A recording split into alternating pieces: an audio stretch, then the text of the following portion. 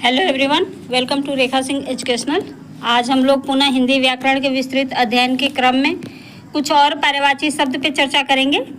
पर्यायवाची शब्द हर प्रतियोगी परीक्षा जिसमें हिंदी विषय के रूप में होता है एक महत्वपूर्ण स्थान रखता है। ये एक बहुत ही छोटा टॉपिक होता है, लेकिन जब शब्द हमारे सामने आते हैं प्रश्न पत्र में तो हमें कन्फ्यूजन क्रिएट होने लगता है। जैसे कि इनका जो सूक्ष्म भेद होता है उसको अगर हम समझ के नहीं पढ़ेंगे तो पर्यायवाची शब्द हमारे सामने आने पे हम उसके अर्थ को नहीं समझेंगे तो हमारा जो आंसर है वो गलत हो जाता है।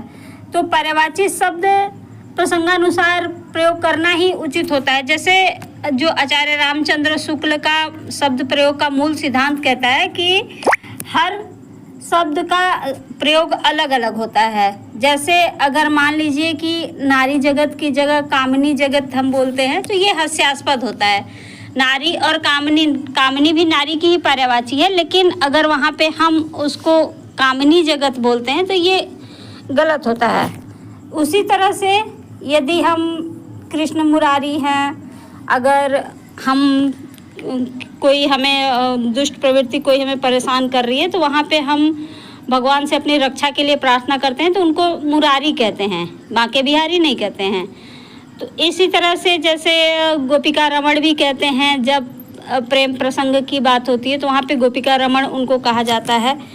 जहाँ पे शादी विवाह की बात होती है तो वो उनकी जब पूजा हम करते हैं तो गोपिका रमण के रूप में करते हैं। तो शब्द का प्रयोग कहाँ कौन सा शब्द उचित प्रसंगानुसार प्रयोग होता है तो इसी पे विशेष बल होता है हिंदी भाषा विकास में, कि यदि हिंदी भाषा विकास का जो शब्दकोश है हिंदी का, उसमें इन सब जो टॉपिक हैं पर्यायवाची, अनेक शब्दों के बदले एक शब्द, ये शुद्ध अशुद्ध वर्तनी है, विलोम शब्द हैं, अनेकार्थी हैं, समानार्थी हैं, तत्सम तद्भव हैं, सब हिंदी भाषा विकास में सहयोग करते हैं। तो इसीलिए हमारे प्रतियोगी परीक्षाओं में आते हैं। जैसे कि हर एक परिवेश की भाषा अलग होती है, तो वहाँ पे जब हम प्रतियोगी परीक्षाओं में इनसे जुड़ते हैं तो हर परिवेश की भाषा को भी हम समझ पाते हैं। तो यही मुख्य उद्देश्य होता है प्रश्न पत्र में इन सब शब्दों को हिंदी के विषय में इनको प्रश्न में पूछना। तो इनको अगर हम समझ के पढ़ते हैं तो हमारा प्रश्न सही, आंसर जो होता है वो सही हो जाता है। तो चलिए कुछ शब्दों पे हम चर्चा करते हैं। जैसे पहला है कामदेव। कामदेव, जैसे कि इनका जो नाम है कामदेव, तो इनके स्वरूप के बारे में थोड़ा सा चर्चा कर लेते हैं। कामदेव जो बिल्कुल बहुत ही सुंदर छवि है और इनका जो सवारी है वो तोते का है। ये फूलों की बाण और फूलों का धनुष इनके पास होता है, यानी हथियार से वार नहीं करते हैं, युद्ध नहीं करते हैं हथियार से। इनका जो युद्ध करने का जो हथियार होता है वो फूल होते हैं। उनके बाण में भी फूल है, 5 बाण हैं उनके पास, और उनका धनुष जो भी है वो फूलों का है। जैसे 5 बाण जो हैं वो हमारी ज्ञानेंद्रियों को ही इंगित करता है कि जैसे कामदेव जब अपना रूप दिखाते हैं तो वहाँ पे हमारी ज्ञानेंद्रियाँ संकुचित हो जाती हैं। तो यही स्वरूप है उनका कामदेव का। तो इन्हीं पे हम कुछ शब्दों पे चर्चा करते हैं। जब शब्द को समझ के पढ़ते हैं तो हमारे सामने जब आता है शब्द तो हम जल्दी उसको हल कर ले जाते हैं। तो चलिए पहला है रतिपति। रतिपति, जैसे रति उनकी पत्नी का नाम है तो वो रति के पति हैं, इसलिए इनका नाम है रतिपति। रतीश, रति सखा, ये इनका कामदेव रति के सखा भी हैं। और मदन, चूँकि ये मद में रहते हैं तो इसलिए इनका नाम मदन है। काम, एक नाम इनका काम भी है, इनका पर्यायवाची है। एक और शब्द है कंदर्प।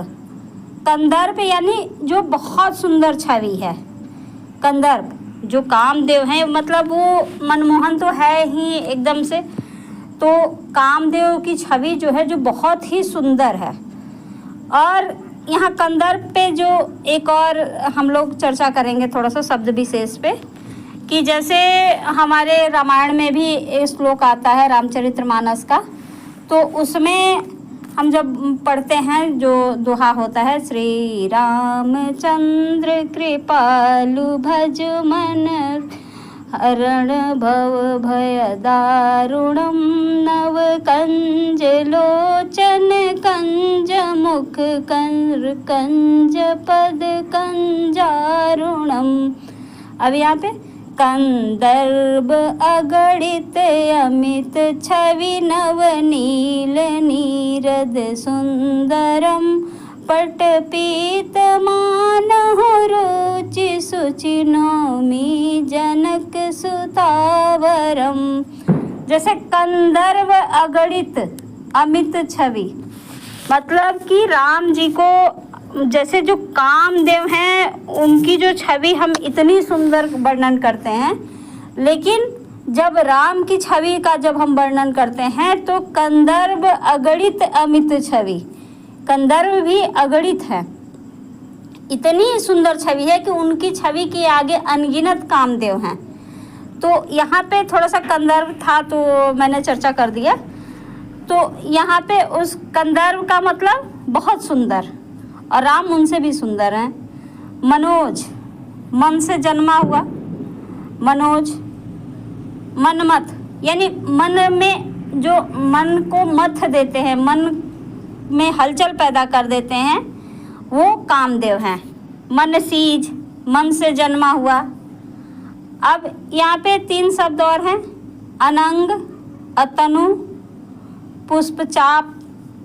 जैसे अनंग और अतनु, इसके लिए भी हमारी पौराणिक कथाओं में कुछ है कि जैसे अनंग और अतनु कामदेव को क्यों कहा जाता है, तो इसमें जब जो उमापति हैं, शिव जी हैं, जो उनकी पहली पत्नी जो थी सती, सती के वियोग में जब सती की मृत्यु हो जाती है तो उसके वियोग में जो शंकर जी हैं वो बहुत बड़ी तपस्या करना शुरू करते हैं, और सती का जब दूसरा जन्म होता है पार्वती के रूप में, तो जब पार्वती अपने प्रभु को पाने के लिए पूजा अर्चना करती हैं तो वो अपनी तपस्या से उठते ही नहीं हैं, वो अपनी तपस्या में लीन रहते हैं। जब पार्वती को कोई उपाय नहीं सूझता है तो वो उनको कामदेव का सहारा लेती हैं और कामदेव को बुलाती हैं इनकी तपस्या को भंग करने के लिए।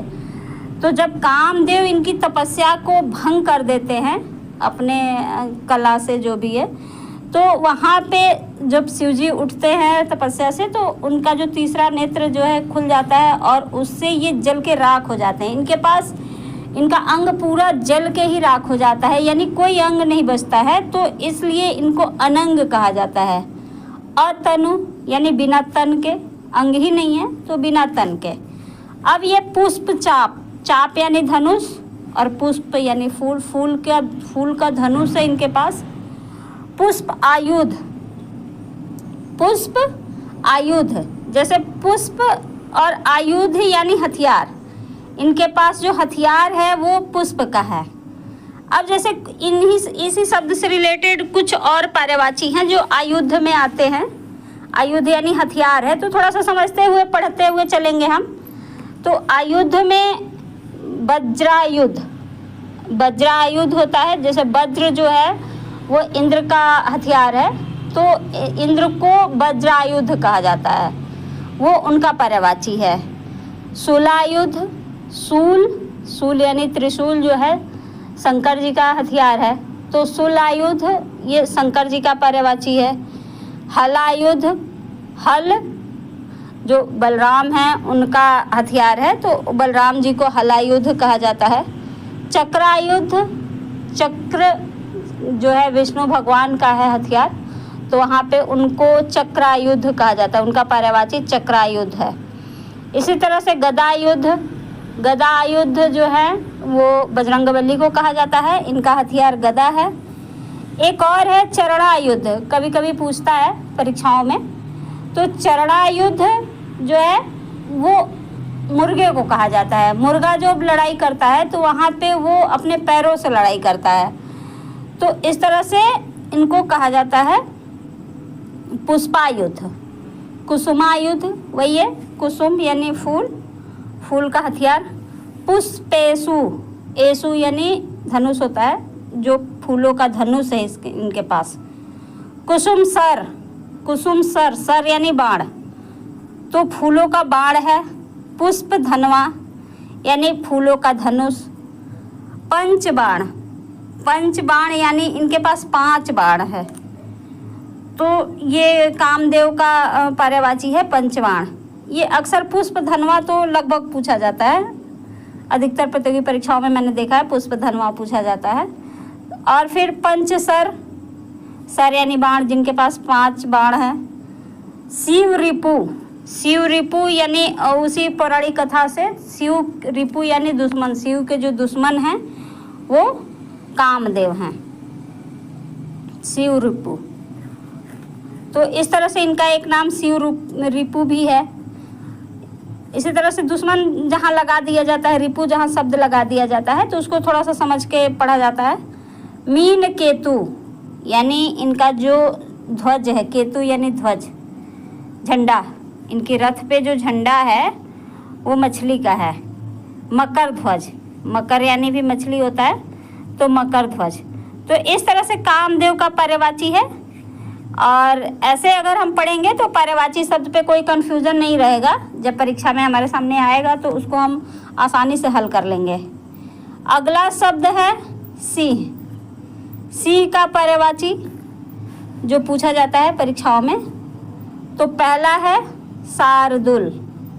शार्दूल, शार्दूल का मतलब होता है ये सार प्लस दूर। सार यानी हिरण को कहते हैं, सार जो होता है कृष्ण सार यानी काला हिरण, सार यानी हिरण। और दूर, जो जिसको देख के हिरण दूर भागता हो उसको कहते हैं शार्दूल। तो यही शब्द बना है। फिर ये अगला शब्द है मृगराज। मृगराज, मृगेंद्र। अब मृग जैसे है, यहाँ पे हिरण नहीं है, मृगराज यानी हिरण का राजा या हिरण के इंद्र, ये शब्द का स्वरूप नहीं है। मृग जैसे खग, जब हम विलोम शब्द पढ़ते हैं तो खग का विलोम मृग पढ़ते हैं। खग का विलोम जब हम पढ़ते हैं तो वो मृग पढ़ते हैं। तो खग और मृग, खग यानी पक्षी और मृग यानी पशु। पहले जब शब्दों की शुरुआत हुई संस्कृत भाषा से तो मृग यानी पशु होता था, जो बाद में सिर्फ हिरण के लिए रह गया। तो मृग यानी पशु, तो मृगराज हैं, पशुओं के राजा हैं जो सिंह हैं। मृगेंद्र, पशुओं के इंद्र। वनराज, वन के राजा। बाघ, जो इन्हीं प्रजाति का है, तो बाघ, और इसी का तत्सम शब्द है व्याघ्र। केसरी, केसरी यानी केस वाला जो सिंह होता है, जिसकी पहचान बिल्कुल अपने बालों से ही होती है, जो घने बाल उसके होते हैं। अगर सिंह के बाल नहीं रहेंगे तो वो उस तरह से राजा का स्वरूप, जो उसका मुकुट होता है, जैसे बाल के रूप में उसका जो मुकुट होता है, वो बिल्कुल नहीं रहेगा। तो इस तरह से इसको केसरी, इसके बालों के वजह से इसको केसरी, केसी, केहरी ये कहा जाता है। अगला है पंचानन। पंचानन वैसे तो शंकर जी का पर्यायवाची है, लेकिन यहाँ पे पंचानन का स्वरूप ये है कि मुख, 5 मुख है इनके पास। तो इसका मतलब है कि जब शेर जब शिकार करता है तो इसका एक स्वरूप ये है कि इसका मुख जो है 5 मुखों के जितना बड़ा हो जाता है। और दूसरा ये है कि जब ये शिकार करता है तो अपने दोनों हाथ, दोनों पैर और मुख, 5 को लगाता है, जिससे इसका शिकार को ये ग्रहण करता है। तो इसलिए इसको पंचानन भी कहा जाता है। नखायुध, आयुध यानी हथियार, यानी नाखून का हथियार जिसके पास है वो नखायुध। तो इस तरह से शेर का जो मुख्य पर्यायवाची है उस पर मैंने चर्चा किया। अगला शब्द है रात्रि। रात्रि और अंधेरा दोनों एक दूसरे से मिलते जुलते हैं, तो इसलिए मैंने एक साथ लिख दिया है। रात्रि, रात्रि का पर्यायवाची है निशा, निशा यानी रात। छपा, छपा यानी रात। और रात तमस्विनी, तमस्विनी जो होती हैं यानी तम यानी अंधकार, और अंधकार की जो स्वामिनी होती है तो उसको रात्रि कहा जाता है। इस तरह से तमिश्रा, तमिश्रा और तमिश्र, जब आ की मात्रा लग जाती है तो स्त्रीलिंग हो जाता है, तो तमिश्रा यानी अंधकार वाली जो है वो रात्रि है, तो इसको तमिश्रा कहते हैं। इसका एक पर्यायवाची है विभावरी। विभावरी जैसे जयशंकर प्रसाद की जो रचना है बीती विभावरी जागरी, तो वहाँ पे विभावरी का अर्थ ही रात होता है। सरवरी, सरवर यानी अंधेरा और अंधेरा करने वाली रात, तो उसको सरवरी भी कहते हैं। त्रियामा, यामा यानी पहर। जैसे कभी कभी अनेक शब्दों के बदले एक शब्द में भी पूछ लिया जाता है कि त्रियामा, त्रियामा यानी तीसरा पहर। त्रि यानी तीन, यामा यानी पहर, तो तीसरे पहर को त्रियामा कहते हैं। तो रात्रि जो है वो पहर वाली होती है। यामिनी, यामा यानी पहर होता है, तो जिसमें मतलब ज़्यादा पहर हम आराम करते हैं तो वो यामिनी है, तो उसको रात्रि कहते हैं। क्षणदा, क्षणदा, क्षण यानी सुकून, सुकून देने वाली जो है वो रात्रि है। तो इस तरह से शब्दों को समझ के हम लोग पढ़ेंगे। अगला शब्द है अंधेरा। अंधेरा का पर्यायवाची अंधियारा, तमिश्र, तमिश्र यानी जो तम यानी अंधकार जो होता है जिससे, उसको तमिश्र कहते हैं। तम यानी अंधेरा, एक और है अंधेरा। तिमिर यानी अंधेरा, तमस यानी अंधेरा, तमसोमा ज्योतिर्गमय जो हम लोग अक्सर बोलते हैं। सरवर, सरवर यानी अंधेरा, सरवरी रात्रि को कहा जाता है और अंधेरा को सरवर। रात्रि जो अंधेरा लिए हुए होती है उसको सरवरी, और सरवर यानी अंधेरा। एक है ध्वांत। ध्वांत जैसे उजाला का अंधेरा हम पढ़ते हैं, जब विलोम शब्द पढ़ते हैं तो उजाला का अंधेरा, तो प्रकाश का अंधकार।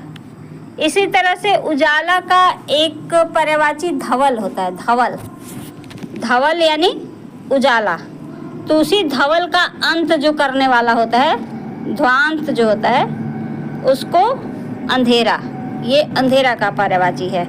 तो इस तरह से जब हम शब्दों को समझ के पढ़ते हैं तो पर्यायवाची शब्द में कोई कन्फ्यूजन नहीं होता है। तो फ्रेंड्स, हमारे चैनल पे और भी कई वीडियो हैं हिंदी विषय और भूगोल विषय से संबंधित, आप वहाँ पे चैनल पे विजिट करके वीडियो को देख सकते हैं। और मैं प्रतियोगी परीक्षाएं, टेट, सुपर टेट, पेट एग्ज़ाम, बीएड एग्ज़ाम, जितने प्रतियोगी परीक्षाओं में हिंदी विषय, भूगोल विषय या और भी विषयों पे वीडियो बनाने का प्रयास करूँगी ताकि आपकी तैयारी हो सके। और पहले कम शब्दों में जब 3 घंटे में हमारे सामने प्रश्न पत्र आता है तो प्रश्न पत्र 3 घंटे में हमारे दिमाग में उसका आंसर हो, हमको पढ़ाई उस तरह से करनी होती है कि हमें 3 घंटे में कोई कन्फ्यूज़न ना हो। यानी पढ़ने को तो हम लोग बहुत कुछ पढ़ लेते हैं, सभी लोग पढ़ते हैं, हम और आप सब लोग पढ़ लेते हैं, लेकिन जब 3 घंटे में प्रश्न पत्र हमारे सामने आते हैं तो हमें कन्फ्यूज़न होने लगता है। तो इसी को समझते हुए यदि हम पढ़ते हैं, कोई भी तैयारी करते हैं परीक्षा की, तो हमारे लिए आसान हो जाता है। तो आपको हमारे चैनल पे कुछ भी नया सीखने को मिल रहा है तो हमारे चैनल को शेयर करें, सब्सक्राइब करें, लाइक करें और दोस्तों के साथ इसको शेयर कर लें। धन्यवाद।